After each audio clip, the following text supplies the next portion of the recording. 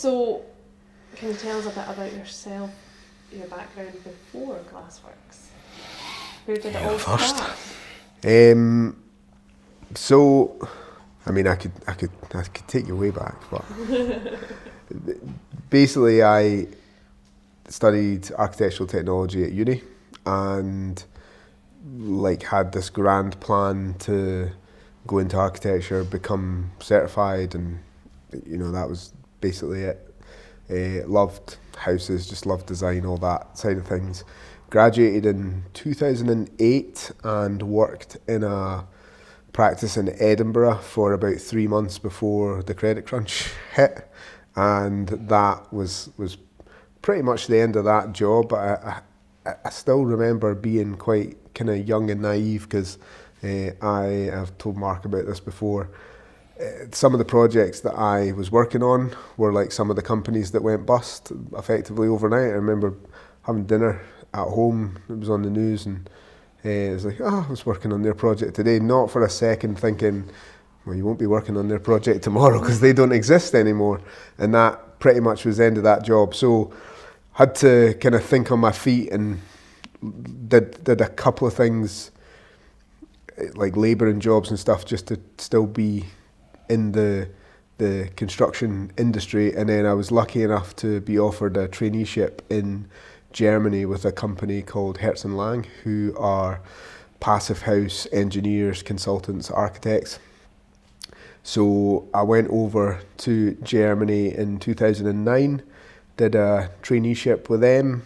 They put me through my certified Passivhaus designer course in Austria, and did that for a while. Got to work on some really awesome buildings, learned loads and loads of stuff about Passivhaus and architecture, consultancy.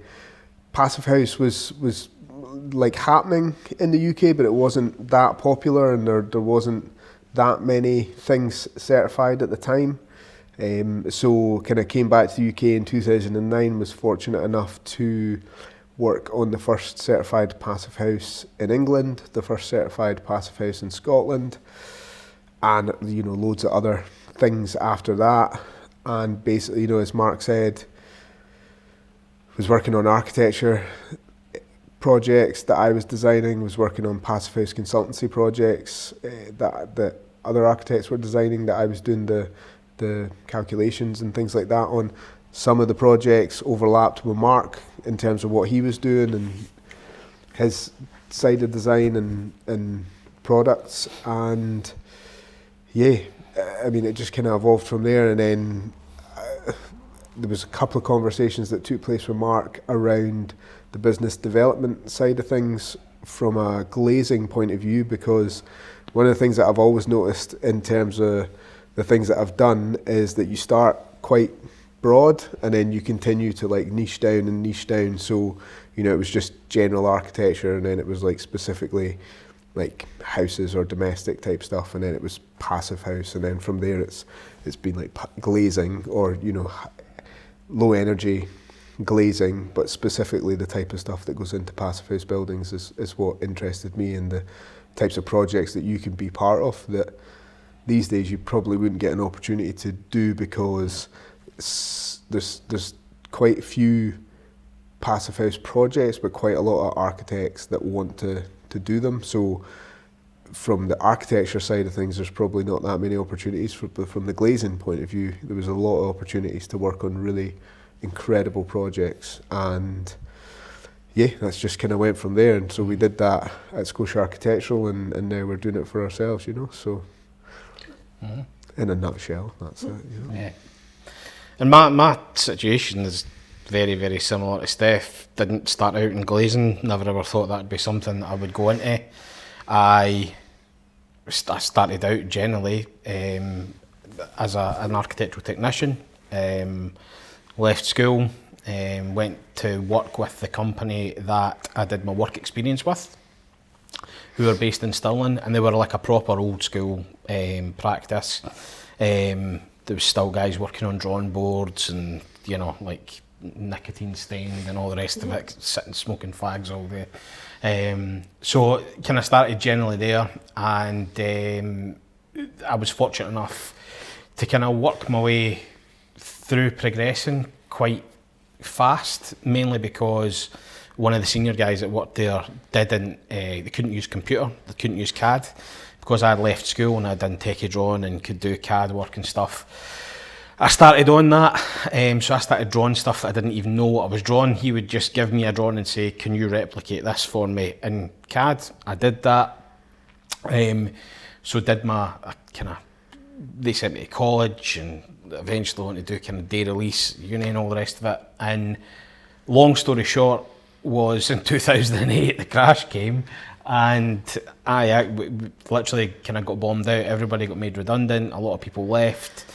There was, I think 35 architects to every single project that was going about, because everybody was just going out on their own, self-employed.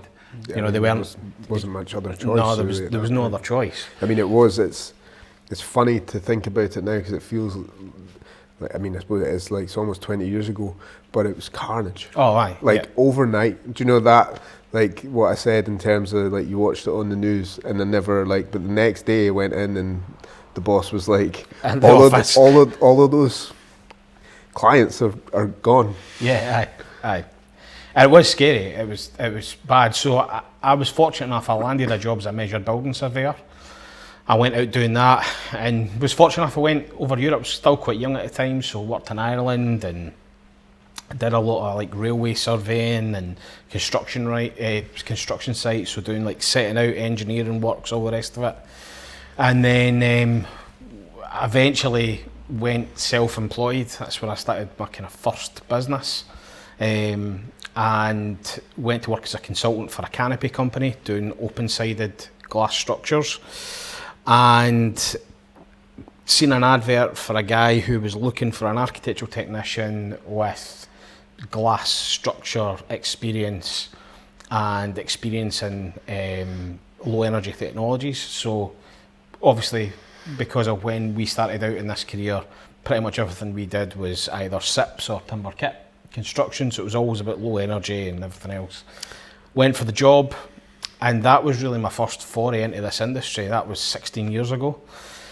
Started working with Internorm, and through there then to us both working at Scotia, and then to this. So very, very similar backgrounds, both coming completely from a technical side of working with glazing companies and being extremely frustrated about, like, this guy knows nothing about what I'm asking for. Salesman, just no technical knowledge at all. There's no, that's not a dig or a pop at them. No. Because that it's the nature of the industry. That's the industry. That's the industry. And there's no problem with that. Just, we've always been a wee bit frustrated with, bigger glazing companies have lots of different departments, and you kind of get bounced about a wee bit, because the person that you get through to is not necessarily the person that can give you technical answers. And I suppose we try and come at it based on everything that we've just said there. We're trying to come at it from a slightly different angle, where, like, we know the kind of technical aspects of it and how frustrating it can be to need a drawing or need a detail or, just some aspect of specification answered so that you can get on with getting back to building control. And we're just trying to provide that info, Yeah. So the frustrations kind of led me to, like Steff, niche down, and both found ourselves in the glazing industry. So that's how we got here.